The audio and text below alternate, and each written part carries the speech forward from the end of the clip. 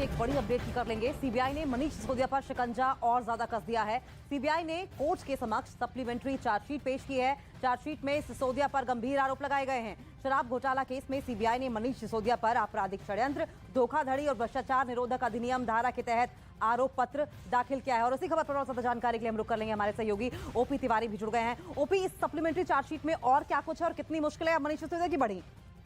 तो देखिए अंकिता, मैं आपको बता दूं कि अब आने वाले दिन मनीष सिसोदिया के लिए और भारी साबित हो सकते हैं, क्योंकि यदि इस मामले में आरोप पत्र सीबीआई दायर न करती तो संभवतः मनीष सिसोदिया को जमानत मिलने के पूरे चांस हो जाते।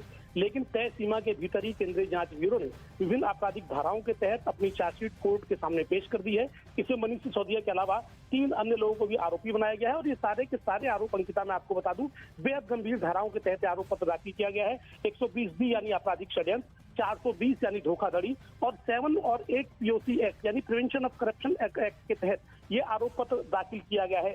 साफ तौर पर इस आरोप पत्र में आरोप लगाए गए हैं कि जो 100 करोड़ रुपए की कथित धोखाधड़ी थी उसमें मनीष सिसोदिया और अन्य लोगों का अहम भूमिका थी।